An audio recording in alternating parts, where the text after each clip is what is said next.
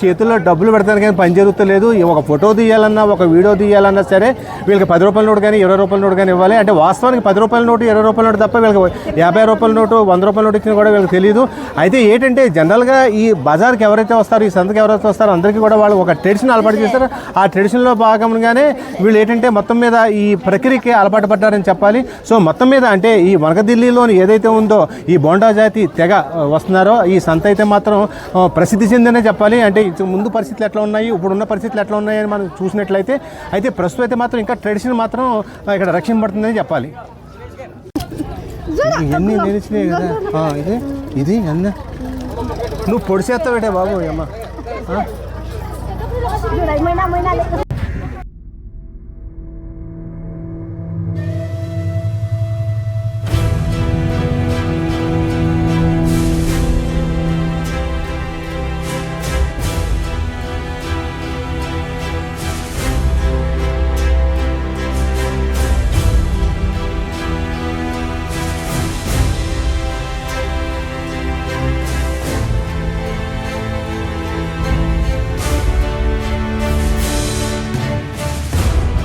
నా పేరు స్పెషల్ అంటే గిరిజనులు అండి, వాటి కోసమే వస్తారు. వాళ్ళ దగ్గర ఐటమ్స్ కోర్సులు అవి ఉంటాయి, అలాంటివి తీసుకుంటారు వాళ్ళు. మరి వాళ్ళు ఎందుకు తీసుకుంటారు మాకైతే తెలియదు, కానీ వాళ్ళు ఫోటో తీసుకున్నా సరే అమౌంట్ రిటర్న్ ఇవ్వాలి వాళ్ళకి.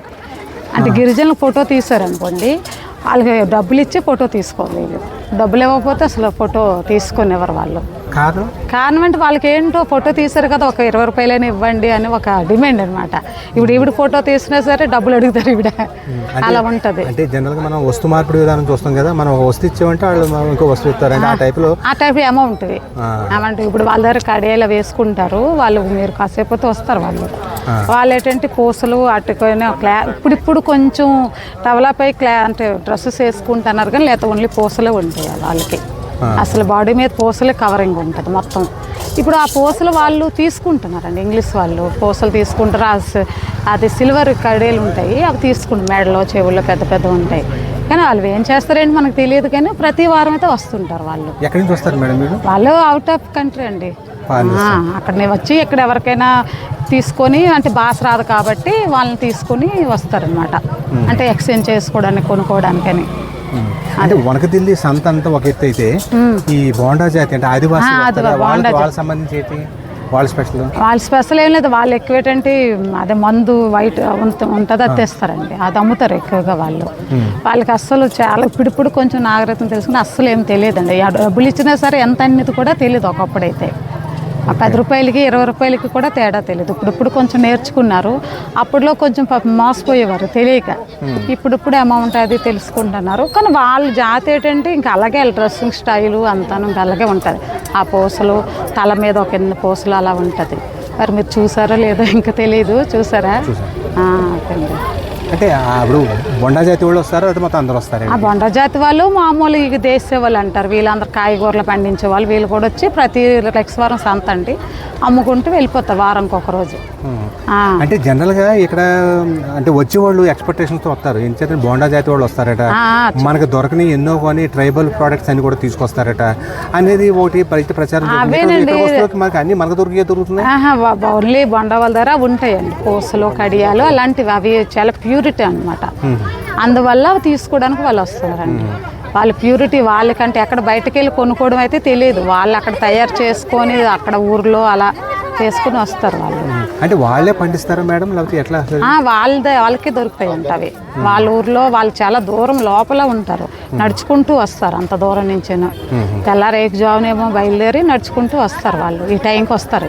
ఇప్పుడు కొంత అంటే ఆటోలో వెళ్తున్నాయి, కొంత దూరం వరకు ఆటోలు వెళ్తే అక్కడి నుంచి వస్తున్నారండి. అంటే స్టార్టింగ్లో ఎలా ఉండేదండి? అంటే ఒక 10 years బ్యాక్ స్టార్టింగ్లో అంటే అసలు వాళ్ళకి ఏం తెలియదండి. ఆ డబ్బులు కూడా కొనుక్కోవడం కూడా తెలియదు. మాటలు కూడా వాళ్ళ భాష మనకు వేరేగా ఉంటుంది, ఇలా ఒరియేలా ఉండదు. ఆ భాష మనకు అర్థం కాదు. తర్వాత అమౌంట్ కూడా తెలియదు.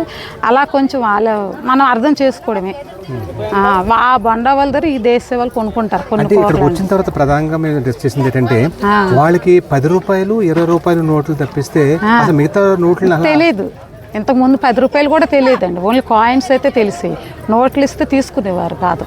10-15 ఇయర్స్ బ్యాక్ అయితే నోట్లు అంటే తెలియదు వాళ్ళకి అసలు.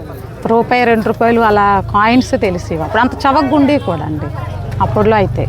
అంటే మళ్ళీ అనమాట ఒక 500 రూపాయల నోటు 2000 రూపాయల నోటు వాళ్ళు ఏమైనా ఆనవాళ్ళు కట్టగలరా, లేకపోతే కాదు మాకు 10 రూపాయల నోటు అని ఇచ్చేస్తారు?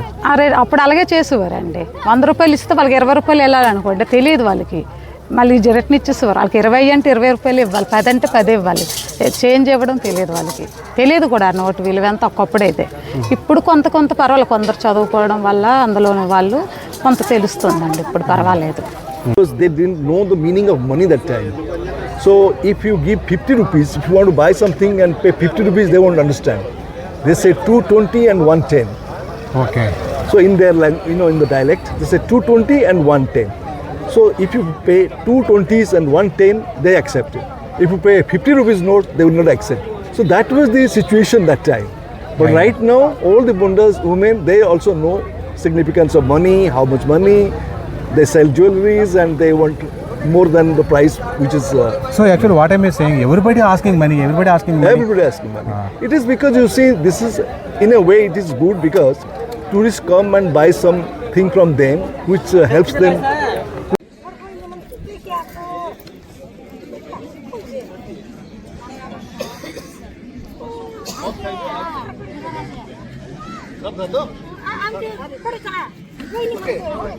Okay, sit to me.